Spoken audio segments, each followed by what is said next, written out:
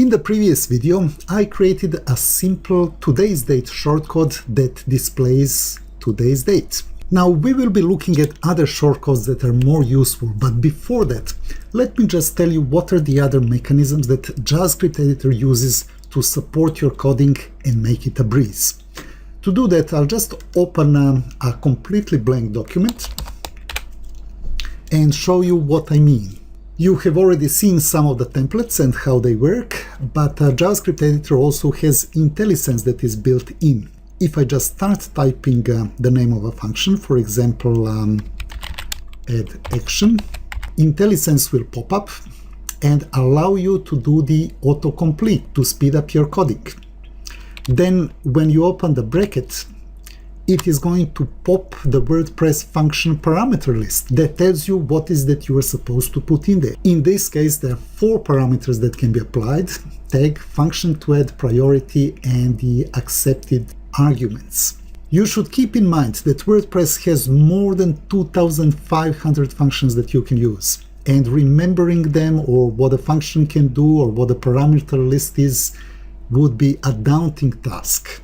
Luckily, you don't have to remember any of this. If you see a function but you're not sure what it does, all you have to do is to put your pointer over it and to hit Shift F1. F1 is normally reserved for help, but if you just hit F1, you're going to get help on JavaScript and JavaScript functions. Shift F1 gives you the help on all the WordPress functions.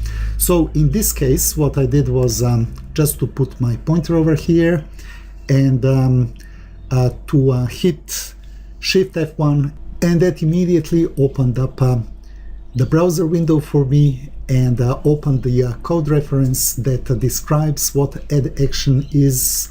It gives you the additional information about it, how to use it, and so on and so forth. And that is all part of WordPress.org and a team of developers of WordPress. Let's go back.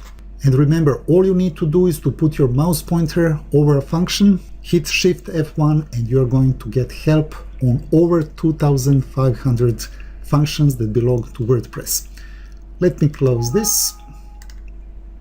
And before I create another shortcode, let me just tell you that by going to Insert, Solution, you can put the entire solutions into your web projects and augment your WordPress development by putting date pickers, buttons, using the accordion object, cookies, making something draggable, making something droppable, adding special effects, and so on and so forth.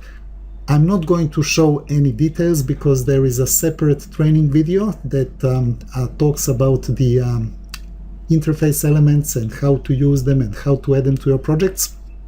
So for now, let's just put in another shortcode.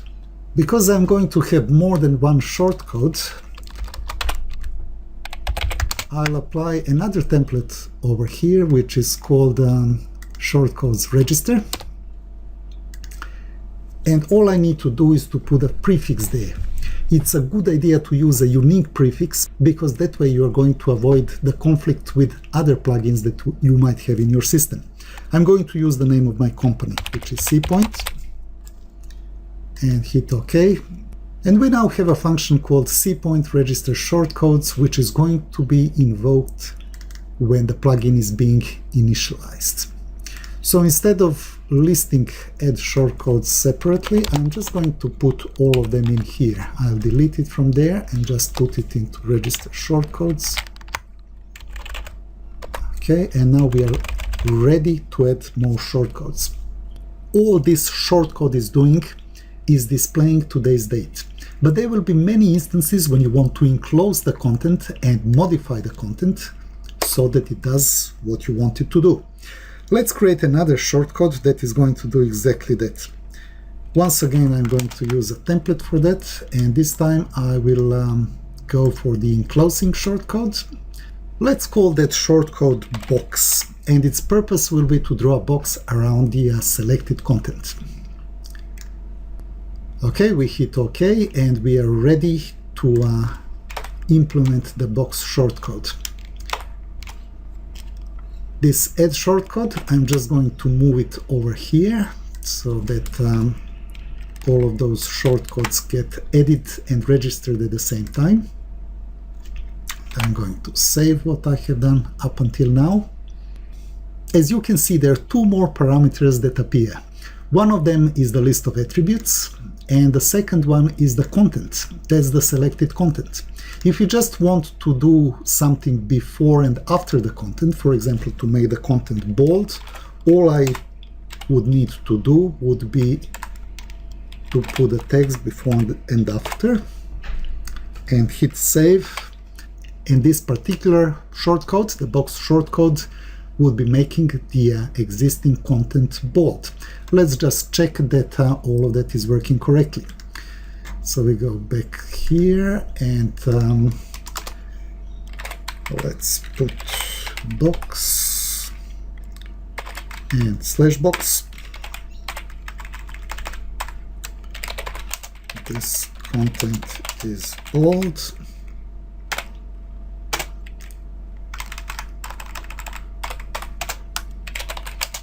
This content is not bold. Update and reload. The shortcode is working, but it is not drawing the box around the content, it's turning the content into bold. So we need to modify it so that it does what we want it to do. If I go back and if I get rid of the existing box shortcode and create a new one,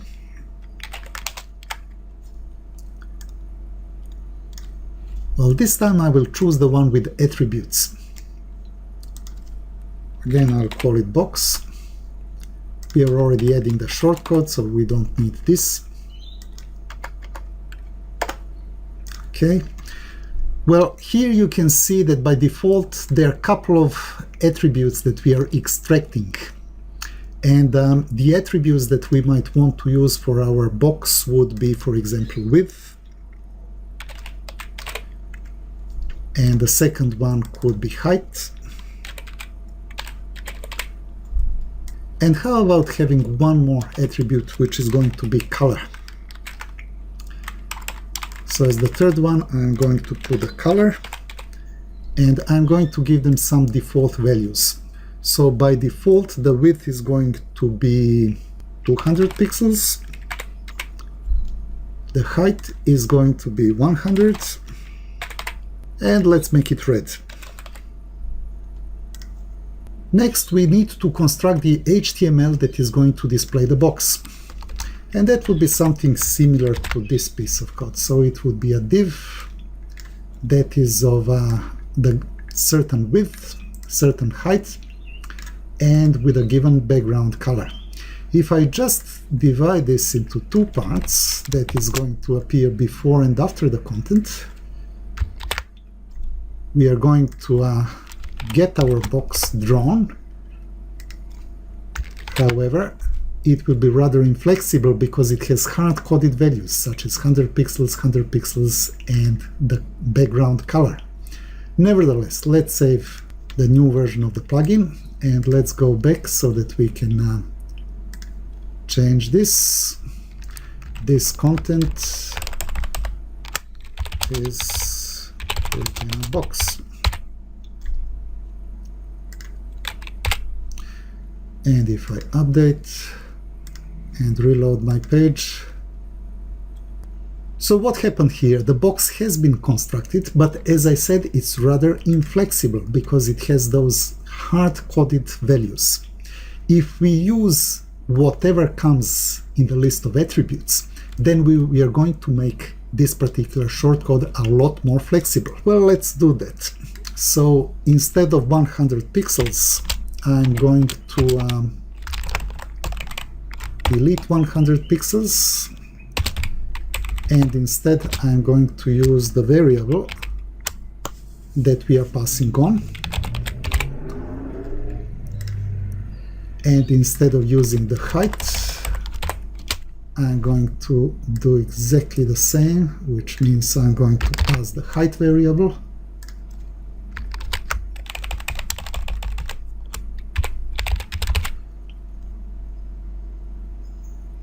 And finally, when it comes to the background, the same thing.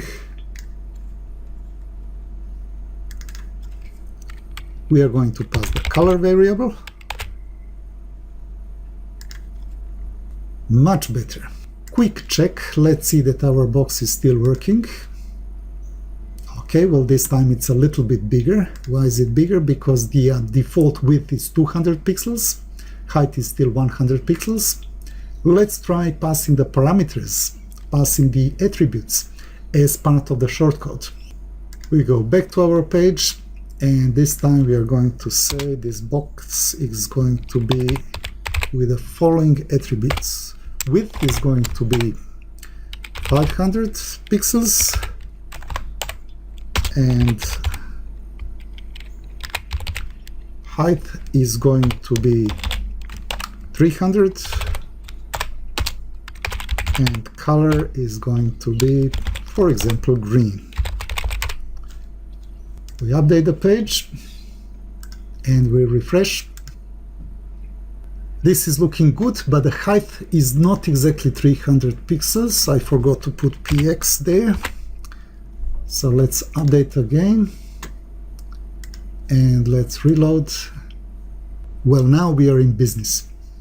You have already learned quite a lot. You know how to enclose the content, and you know how to pass the shortcode attributes and then manipulate them.